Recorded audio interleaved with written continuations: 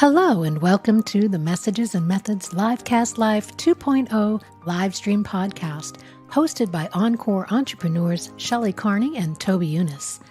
We inspire excitement for content creation and marketing your brand and business while answering all your technology and digital marketing questions. We love to help you, our content creator friends, with actionable tips to land more clients, nurture leads, and gain trust as an expert in your industry. Chat with Shelley and Toby live every Thursday on YouTube or Facebook. Hello, and welcome to Messages and Methods. I'm Shelley Carney. And I'm Toby Younis. Thanks for joining us today. We truly appreciate it. We have a wonderful guest. Shelley? That's right. Our guest today is Pamela Wilson. She's a digital marketing expert, executive coach, keynote speaker, and the founder of PamelaWilson.com. She helps people build profitable online businesses. Pamela is rewriting the create a $17 product to grow your audience idea that's so prevalent online. She believes that's terrible advice, especially when you're an expert on your topic. Her program, the Offer Accelerator, is for online business owners who have an audience and want to create a high-value offer that generates $10,000 to $20,000 per month. Helping online business owners step into their true value is the thing Pamela is most passionate about. And we're excited to hear more from Pamela. Thank you so much for having me here. I am really excited to talk to you about these topics. I can't wait to dig in. And I know we're starting with Q&A, so I am ready. All right, good. Well, let's start with the basics. Pamela, please tell us a little bit about your background and especially the origin story that got you into doing what you are doing today. My business is celebrating 30 years this year. I started my business in 1992. And it was an offline business. So offline service-based business. I was a marketing and design studio that was serving print design clients. Remember the days of brochures and magazines? It was that kind of work. And I loved it. But in 2010, I started feeling like I was ready for a new challenge. I wanted to be able to reach my customers wherever they were in the world. And so I built an online business. And that has been going strong since 2010. And what happened in 2010 is I saw the advice that so many of us see when we first come online, which is package up your expertise and make it accessible and don't charge too much for it. Sell to lots of people, develop a huge audience, and sell at volume. And I discovered that is terrible advice. It is the slow path to generating real revenue online. And that's why I'm very passionate. You're about to see how passionate I get really worked up about this topic, because when people have expertise, you shouldn't be selling it for $17. You should be packaging it up in a way that you can really create revenue from the expertise that you've developed over your lifetime. I believe that's a perfect topic for our audience, because our audience tends to be senior citizens who are looking for an encore career.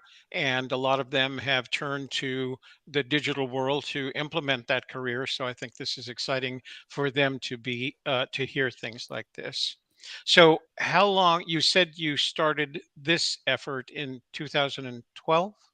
2010. 2010. Right. So you've been at it for 12 years. Mm-hmm. And what would you say, what is the most important thing that you've learned in those 12 years? The most important thing that I have learned is that you will be told that you need to just keep creating content and keep building your audience. And that is true, but that also postpones you generating revenue from your expertise. So what can happen is you start to feel a little bit like a hamster on a wheel, just posting, creating new blog posts or making new podcast episodes or posting new YouTube videos. And that makes you feel very busy and very productive. And it's not that it's a bad thing. I wrote 2 books about content marketing, so I'm a huge fan. But you can't only do that. You have to focus on how you're going to generate revenue, or else you'll end up having really kind of an expensive hobby and not a true business. So that's the big mistake that I see. And, generating content can feel an awful lot like work, right? So I can understand how people can get it mixed up with work that actually generates revenue, but you have to do it with some strategy in mind so that the content you create actually leads to revenue. I'm going to turn this over to Shelley in just a sec, but so you said you have to do it with a strategy in mind.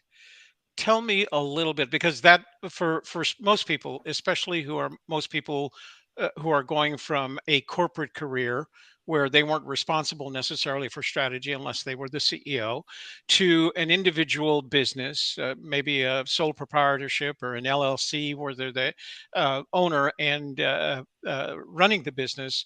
What what's a good strategy for someone who's making that transition from a corporate career to a sole proprietor online? You mean in terms of content, correct? How you Yeah, yeah. I okay, mean, yes. what is it? What's the strategy for going, Mhm. recognizing the value of being online? Right. What's a good, sensible strategy that doesn't require a lot of investment in time and money? Right. And you have hit the nail on the head because I do think that transition from the corporate space to being solely responsible for the revenue you generate is massive. It's like, you know, s- going across the Grand Canyon or something. It's a big, big change. But it's not as complex as you might think it is. The most important thing that you can do is to think, how can I ensure that everything that I am devoting time to is actually leading directly to revenue? And the simple way to do that is to work backwards and think, okay, I have this offer. It's good to have an offer in mind that you're trying to send people to, right?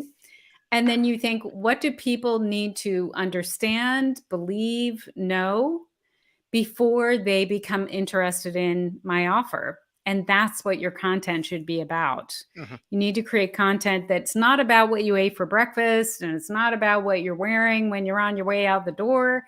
It needs to be content that is really created in mind, with your ultimate customer in mind, with that person at the front of your mind as you're creating it, and with their objections, challenges, problems in mind. Does that Mhm. make sense? It makes perfect sense to me. Shelley, over to you. Okay. Uh, so we talked about your ideal customer and what it is that you offer, but what do you find that your customers are struggling with the most? How do they transition? For instance, you talked about content creators, and we talked about transitioning from a content creator to a content entrepreneur, somebody who's creating content and creating a business online and an income online. What does that transition look like for your customers, and what is their biggest struggle with that? I think that their biggest struggle really is trying to figure out how to make the work they're doing on a daily basis lead to revenue, which is what we just addressed a little bit, but it's basically, how can you take what you do on a daily basis and ensure that you are leading people to desiring the solution that you've developed for them. It's not an easy thing to figure out, but it's also not impossible. And I think once you've sort of nailed down the kinds of messages that you need to address in your content, then you can feel a lot more confident about going out and creating that content because you know it's actually going to work for you. So, so if you imagine that there's an individual who is pursuing this avenue and you needed to advise them, and not that I want you to give away any of your business secrets here, but what's the smartest way to turn content marketing, content creation followed by content marketing, into revenue generation? It is really that. It's this idea that you create content with a purpose in mind, right? That you have an offer that will help people and you create content that demonstrates that you have the authority to help them, you have the experience to help them, and you have a process. I just did a YouTube live earlier today that was all about how to create a framework for I call it a marketing framework, but it's basically a framework that explains how you do the work that you do. And it's taking how you how you deliver that ultimate result to people and explaining it in a step-by-step framework. So it's sort of saying, you want to get to point B, but you're at point A. And this is how I'm going to walk you through getting from where you are now to where you want to be. I have a plan, I have a process. So developing that kind of thing and having those content assets and those marketing assets can make it so much easier than when you're just thinking like, oh, I just need to create a bunch of content because that's what I'm being told. Make content, right? So, Shelley, before I turn it back over to you, um, let's imagine you're looking for your ideal customer, and you have a set of expectations at which point they are in their evolution before you can help them. Describe to me the client who you can who tell me what that client has to have in place in order for you to be able to help them. Where Or do where you are mean they? like for me personally? You personally, yeah. Okay, perfect. My perfect client is somebody who has expertise, who's developed expertise on a topic. They are good at what they do. Oftentimes, it's career expertise that's been developed over a lifetime, right? And my ideal client needs to have some kind of an audience built because what I'm helping them to do is to create a test offer that they put in front of that audience and they test to see if the audience responds to the offer. So I can't work with them if they don't at least have well, you two probably remember Rolodexes. So, Mhm. if at least they don't have a good sized Rolodex or they don't have a good sized contact list, or, some people have come to me and they have an email list or they have lots of connections on social media. They've developed a group of followers. Some people are podcasters and they have a lot of listeners. In one way or another, they have to have some people to make that offer to put that offer in front of, or else I can't do my work because I need them to develop an offer they can test with that audience. Mhm. Could you give our audience some examples of the kinds of businesses, not necessarily the individuals, but the businesses they were thinking about that you've been able to help? What kind of entrepreneurs have you been able to help? When people ask me that, I have to almost laugh in advance because I have such a wide variety of clients. I mean, you're not Mhm. going to believe the example. So, one of my clients has been a home organizer in Texas, and she was trying to figure out how to continue to be a home organizer during the pandemic. Which, I mean, it wasn't really a good time to be going into people's homes. Mhm. She had a $17 offer when she came into my program. And what she ended up doing was developing a program for luxury home organizers for people who wanted to do home organizing at a very high level and build a business at a very high level to organize luxury homes that they could get paid more for. And she now has a program that trains those people and she charges $20,000 for her program. So that's a really extreme example. Another person I'm helping right now is an Israeli circus artist. She is a very well known circus artist in Israel, trapeze artist, very well known in her country. And what she has done, what she was doing when she came to me is she was serving circus artists and helping them to develop. She's really good at creating shows, kind of like Cirque du Soleil, like Mm. choreographing all of what's happening in front of you. Very creative person, but she was trying to help circus artists. And guess what? Circus artists don't have any money to spend, right? So we work together, and she is now developing an offer that helps corporate executives, so CEOs and people at the C level in corporations use creativity as part of their day to day. And it's going to be a series of workshops that she delivers in person. And of course, it's for the corporate audience, so she can charge for it and get paid well for it. Somebody else who's in the program now used to coach for Tony Robbins and went out on his own and has been on his own for the past 9 years.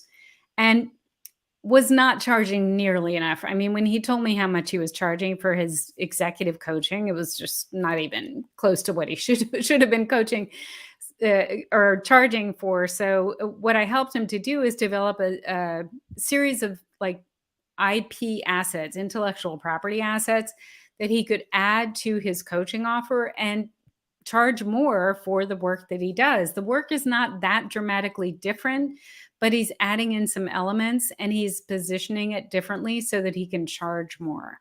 And he stepped right up and increased his rates like immediately. It was so great to see because he was not charging enough to start. So how about that for varied examples? No, those really are very varied examples. I've had I'm gonna people say to me, like, what's the common thread? And I'm like, they're all people. I don't know. yeah, That's about yeah. they're all experts in one No, way or it's another. so, Shelley, let me take a quick break here and mention that the super chat light is lit. If you go down to the chat bottom of the chat window, you'll see a dollar sign. Click on that dollar sign. YouTube, find folks at YouTube will walk you through making a contribution to our project. By the way, if you're looking at this, if you're watching this video after the live stream, that same dollar sign symbol is there, and it's called Super Thanks. So you can still make a contribution to our project. And of course, like always, I'm going to ask you to take a moment to like our video, share it with your family, your friends, your neighbors, your business associates, the entirety of your social network so that we can grow the channel. Finally, if you are not already a subscriber, this would be the ideal time to subscribe and click that notifications bell so that every time we start a live stream, you'll be immediately informed and as a result in the know. Shelley? All right.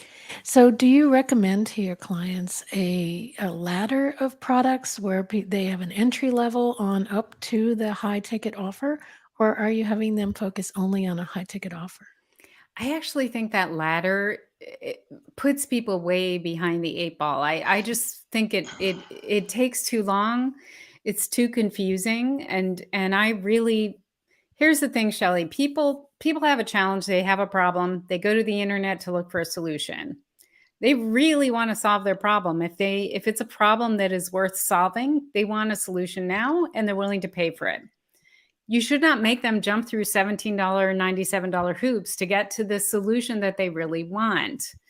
I would rather see someone develop a higher value offer that actually solves the problem, that they can sell 2, 3, 4, 5 of them a month and make a great living, rather than feeling like I'm going to develop a $97 offer that I have to somehow sell 500 of every month so that I can make a decent living. So I do focus on the higher value offer, and that's why, because I'm not coaching beginners. I'm not coaching newbies. I'm coaching people who have genuine expertise to offer.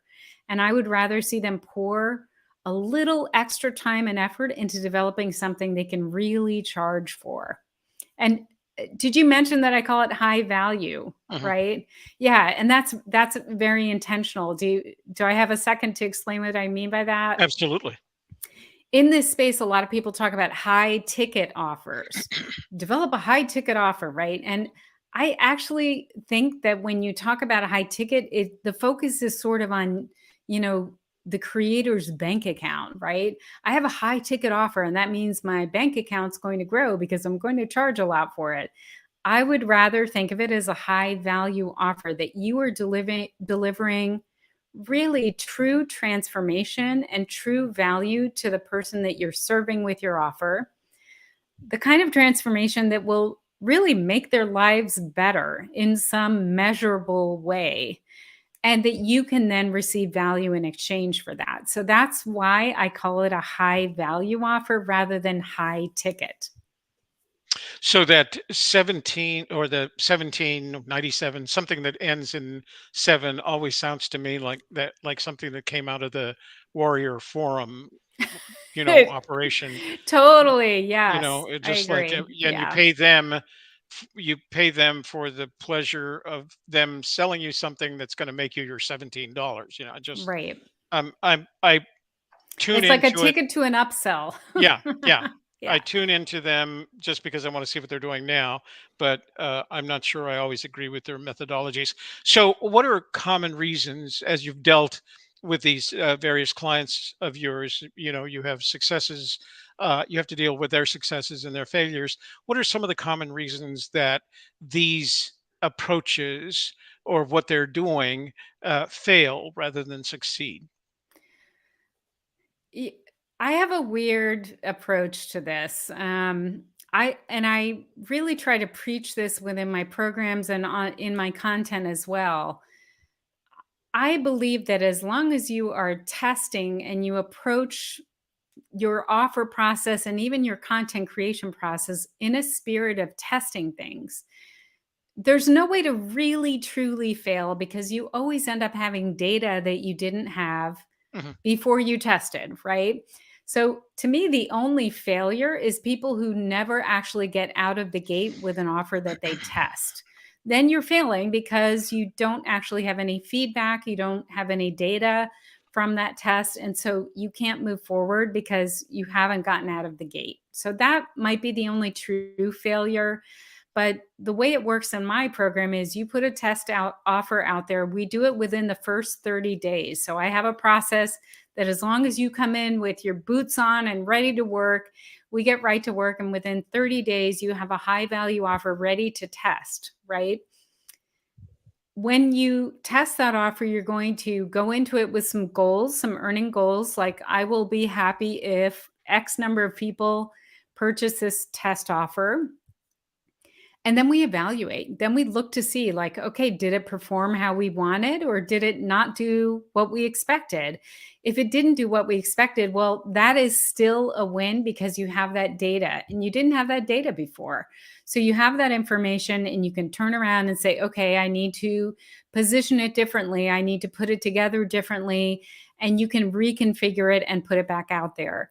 More often than not, though, people do get, optimistic feedback, right? They feel good about the offer. And then we say, okay, let's build it out. Let's make it add all the bells and whistles that maybe we didn't have in the test offer. We work on positioning it, streamlining the marketing for it. So it's all done in a spirit of testing. And I'm not one of those, gurus who says, I have this solution in a box that I'm going to sell to you. And as long as you create this exact thing, it's going to work. I don't buy that. Hmm. You could probably tell. So it's a very custom process, my process, and I get to know the person. We tap into their values and their strengths, and we create something that's very custom to them and their audience and what their audience needs. And as long as they go into it with the spirit of testing, there's not really a way to get it wrong. That's a very good approach. Shelley, back to you. So what would be let's call it an average because you can average over your clients and your own business. What would be an average timeline from the time a person, a possible interested client, would see an advertisement or hear about your program on a podcast, that first contact? How many times do you need to meet with them, and how long does it take until they purchase the final offer? I don't have good enough data to answer that completely accurately. I can tell you that once people reach out and schedule, we have a process where they can schedule a strategy call. I have a client strategy coach who meets with them and sort of determines. Here's the thing: I'm kind of picky about who I work with. I don't work. I reject about 50% of the people who want to join this program because I really want to bring in people who have the conditions in place that they can be successful. Because I want to see them be successful. It's a lot more fun to coach people who can have success, right? So I reject about 50% of the people. And the way we figure that out is my client strategy coach meets with them and asks them a series of questions and gives them some information. So it's not really a sales call. It's really like, do you have the conditions that would work within this program? And they walk away with some advice no matter what. They either walk away with advice about what they need to work on so that they can develop the conditions to join the program, or he can tell them about the program if they do seem like they would be a good fit. So I can give you data on that piece of the process, but I don't necessarily know because we have, I'm putting things out in a lot of places. So I don't know exactly, from where somebody first heard about me to where they apply. Sometimes it's the same day. And then sometimes people have been in my audience for literally years before they apply for the program. So I don't know what the average should be, to be honest. But from the time somebody books a strategy call to the time they sign up, it's 4 or 5 days, I would say, usually. So, aside from engaging you as a consultant, what are what are some of the things that one of your clients can do to ensure that the offer they develop is going to be a successful offer? Honestly, it is really that it's embracing that testing process, embracing that process of I'm going to put something together. Here's what happens. People come into the program, they have this huge dream for an offer that they want to create. It has all these bells and whistles. It has all this technology and all this, sometimes AI and all these worksheets and all these videos and all of these elements that they dream about creating. And what I try to tell them is, look, just figure out how you want to help people and like meet with them on Zoom. Just do it Mhm. do a very pared down version of what you have in your head so that you can test it to see if it's actually going to work. Because as you know, those of us who have experience suffer from the curse of knowledge. So we don't always remember what it was like to be a beginner, and we don't remember the questions that we had when we were just trying to master our topics, right? Mhm. So if somebody is willing to go through that testing process and be open to, I'm going to put something out there, it's not going to be as polished as what I have in my head, then they will be successful because they'll be building an offer based on the feedback that they get from actual customers. Whoopsies. Okay. Shelley, are you frozen? No, Am I the only one that's not I hear frozen? you. Okay. We're all here. We're all good. Um, let's talk a little about, my question went out of my head. Let's talk a little about the process itself. So a client comes to you, they sign up with you, together you work on creating an offer. How are they presenting that offer to their audience? Is it a webinar? Is it what are they doing at that point? So again, and this is one of the things that's hard about my program because I don't have like any solutions in a box. What I have is more like a toolkit.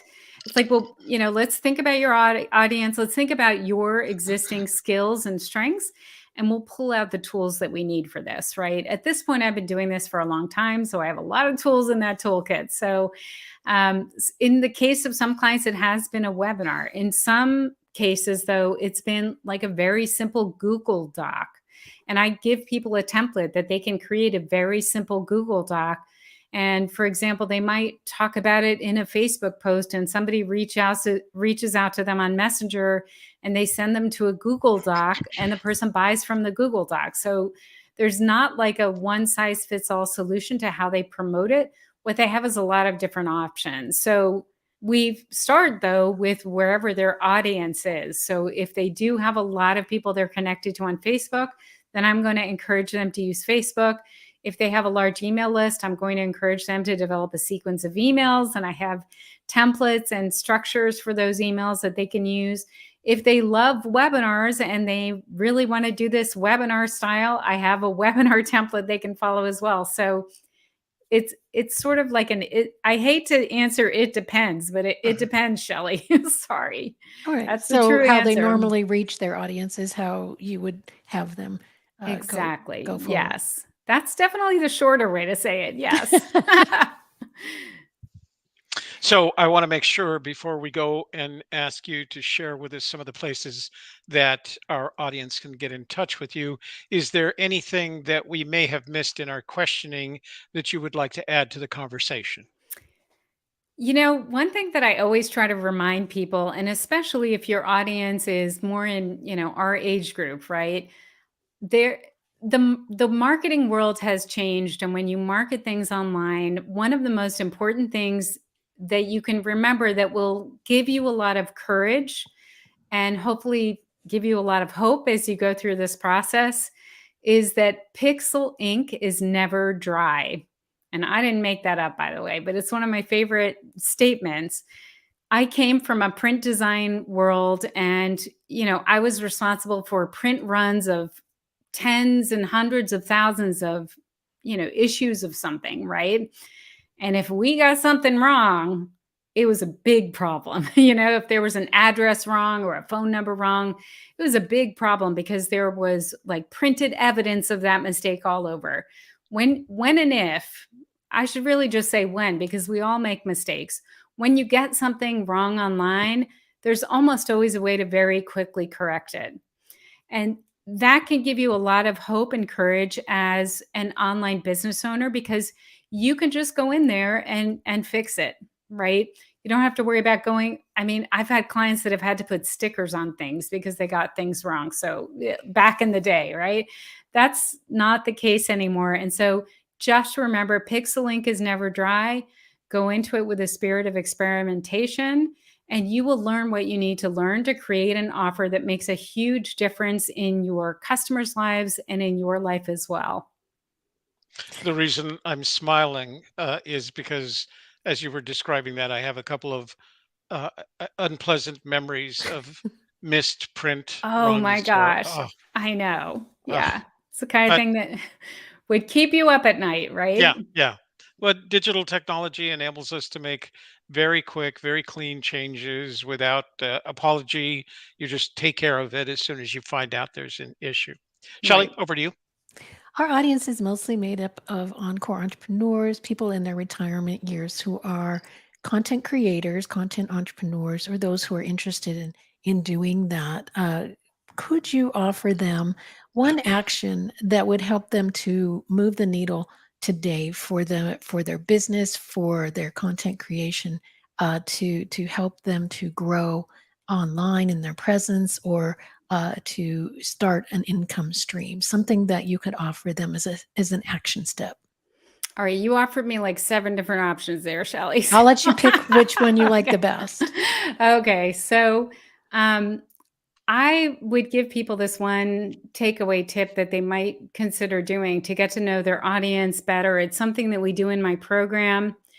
And it is such a simple thing, but go to Amazon and imagine that your customer is trying to solve the challenge that you solve or that you want to solve for them, right? Put yourself in their shoes and think, what books are they buying? What books are they buying and reading to try to solve this challenge? Go to the best-selling books in that category and then scroll all the way down to the bottom and look at the reviews. And in the reviews, you will find people who talked about exactly what they appreciated about how the author solved the problem. And then if you go to the 1-star reviews, you'll find out what they did not like about how the author solved the problem, right? So getting those 2 customer voices about what they appreciated and then what they are looking for that they didn't find in that book, that can be so eye-opening. And so I would recommend that people try that. And I have a spreadsheet that I give people, but you can create your own or just keep it in a document. But literally just copy paste those reviews, the negative and the positive. You're not going to use them anywhere, but having that customer language and understanding how people are trying to solve that problem and what is lacking in the industry right now can be super informative. Hmm.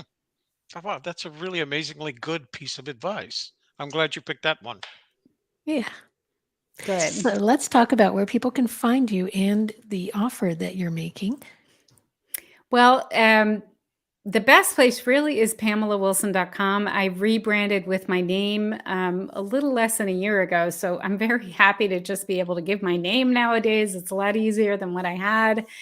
So PamelaWilson.com, and you can see a green button up in the upper right corner that says Offer Accelerator, which is the name of my program. I also have offeraccelerator.com, which is a URL that redirects to a page on my site that explains all about the program. And if people are interested, I would love to hear from them. I'd love to talk about how we could create a higher value offer that would help you to make great revenue online. Okay. And we'll have that in the description box in the show notes, pamelawilson.com/offer-accelerator, or you can just go to pamelawilson.com and click on the button to take you to the Offer Accelerator page. Thank you so much for sharing that. Yeah. Well, those are all the questions that I have. Toby, do you have anything else? No, I wanted to say thank you very much to Pamela for joining us today on the conversation. I hope she found it as fruitful as we found it, and we hope our audience, of course, takes advantage of what they've learned today and makes their way to Pamela's website to engage with her on future possibilities. Thanks for this opportunity. We got to talk about some of my favorite topics, so I really appreciate the excellent questions. Thanks to both of you. Oh, it's our pleasure. We're glad you're here today. That's right. We'll be back again next week with more messages and methods. I think Toby and I have our own special topic next week, but we look forward to more guests in the future. And we thank Pamela Wilson for spending time with us today on Messages and Methods. Thanks so much. Thank you for joining Messages and Methods Livecast Live 2.0, hosted by Shelley, Carney, and Toby Younis. Please subscribe and leave a comment or question, and we'll consider your ideas for future shows. Share this podcast with your family and friends so they can learn about current digital marketing practices too. Check the show notes for links and resources, and please come back again next week.